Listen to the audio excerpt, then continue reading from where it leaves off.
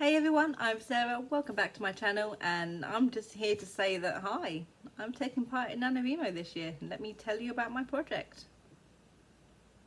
Yeah, no, that's basically this video, is to tell you that I'm participating in NaNoWriMo this year, and I'm just going to tell you about my project. For those of you who don't know, NaNoWriMo is National Novel Writers Month, which I pronounce NaNoWriMo instead of how it's probably pronounced as NaNoWriMo, because I'm just weird and British.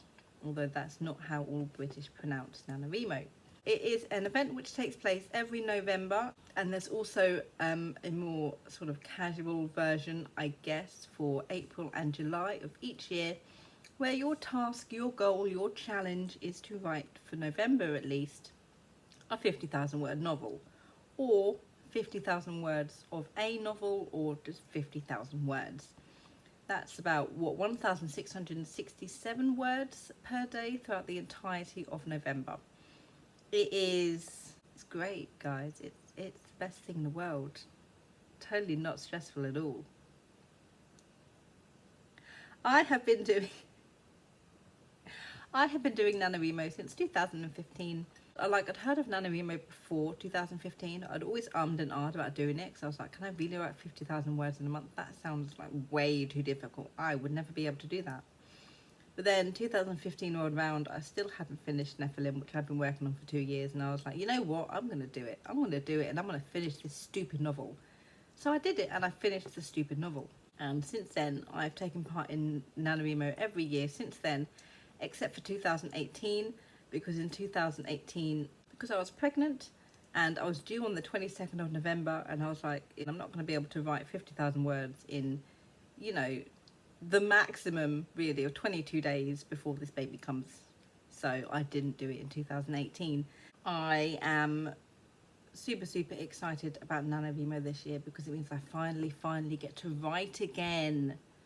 I get to write again. I'm super weird. I cannot write any new material unless it's NaNoWriMo or a camp NaNoWriMo. I just can't do it. Well, I could, but there's something about the imposing deadline of NaNoWriMo and the word count that you have to do that sort of gets me slightly more motivated than me trying to tell myself I need to finish writing this novel in the next 3 months, which I never end up doing.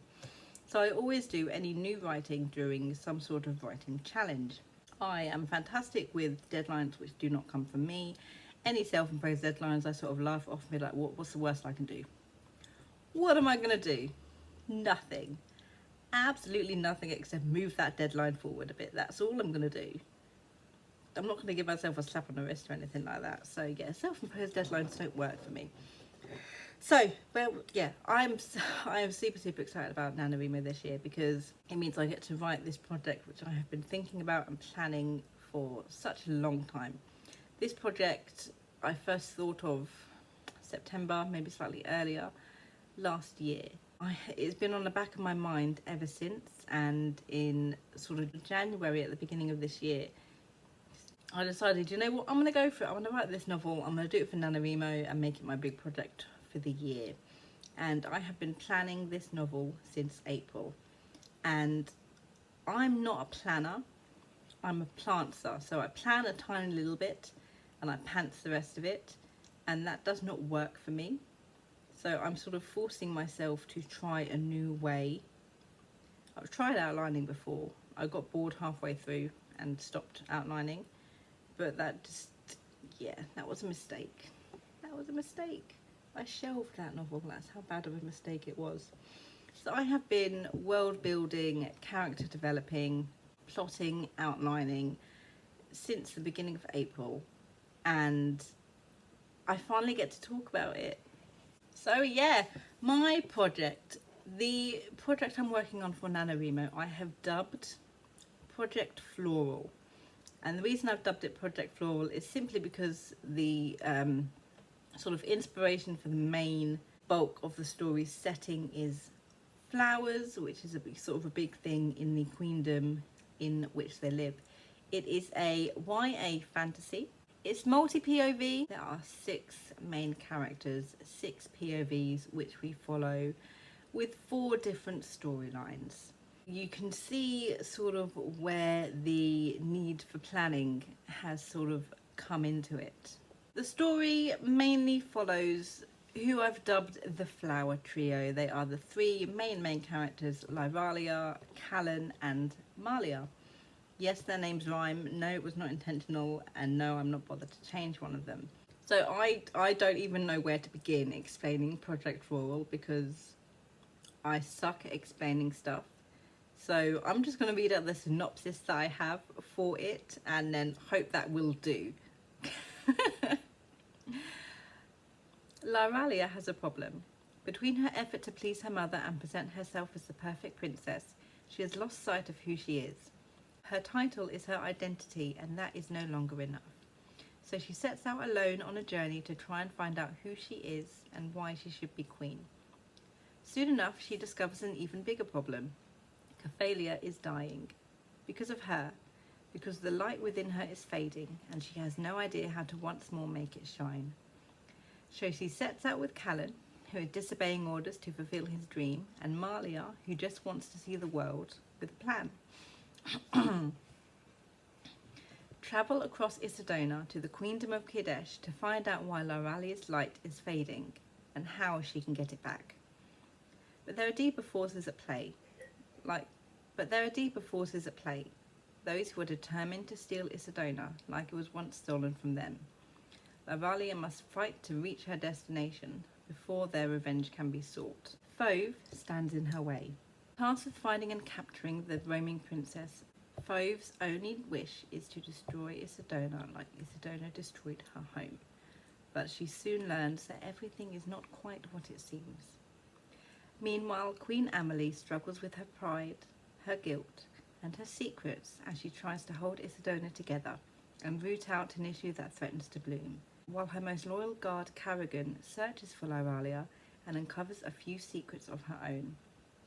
4 paths, 4 journeys, those whose outcome will either save Isidona or tear it apart forever. So yeah, basically that's what it is. You've got the Flower Trio who are trying to get to another one of the kingdoms to find out why the magic that is keeping Isidona alive is dying and how to fix it. You have Fauve, who is the antagonist, who is hunting down the Flower Trio in order to kidnap Lyralia to get revenge on Isidona for destroying her home. You have Carrigan, who is on the path to trying to find Lyralia and bring her home, who discovers all of this uprising and distrust and dishonesty within Isidona itself. And then you have Queen Amelie, who is doing her friggin' best to try and uphold all of these images of herself, of, you know, her country, of her queendom, while she tries to root out, you know, everything that is trying to ruin the country that she has created. And that is Project Floral in a very badly packed nutshell, really. I can't explain anything to save my life. This is why I don't like talking about my novels, because I babble, I ramble, and nothing makes sense. But hopefully that made sense for you. So I'm really looking forward to writing this novel. It's got the fantasy elements, it's got a hint of magic, at least in the beginning, which sort of grows. It's got political intrigue, and it's got, you know, it's got stuff in it, guys. It's got fantasy stuff and a lot of flowers. So if you like fantasy and you like flowers. So that was me very badly announcing my project for NaNoWriMo. I haven't even gotten to the worst part yet. I've been very excited to do this novel for so long now, and I know it's going to be big. I know it's going to be bigger than 50,000 words, and I'm very impatient. I don't want to wait until next year to continue writing it, because that's just how it's going to be if I don't finish it in NaNoWriMo. So I am going to do the most stupidest thing I have ever done. My goal for NaNoWriMo is to not write 50,000 words as I should have that as the goal. My goal for this NaNoWriMo is to write 100,000 words. That's right, I'm being stupid and aiming to write 100,000 words for NaNoWriMo this year. Yeah. Has it been done before? Probably. I'm sure a lot of people write, you know, 100,000 words regularly for NaNoWriMo. Have I ever done it before? No, I have not. But I'm just really excited to get this story written, and when I start writing it, I don't want to stop, because December is my break from writing month. That will be my replenish from, you know, NaNoWriMo. Obviously January is revision month in January and February, and that's when I want to start revising this story. So yeah, let's just write it all in 1 month. Why don't I? I have nothing better to do, really, except look after 4 children and keep a house clean, but you know, they can fend for themselves for 31 days, right? Right? So that is my project announcement, plus my extra stupid announcement for NaNoWriMo 2019. Let me know down in the comments below, are you guys taking part in NaNoWriMo? What's your project? Let me know. You can find me on NaNoWriMo. My username is Sarah Cahill, if anybody wants to be writing buddies with me. Come on, because you're 3 times as likely to finish with a buddy than without. Thanks, stats from NaNoWriMo.org, and I will see you guys in the next video. Good thoughts and happy writing.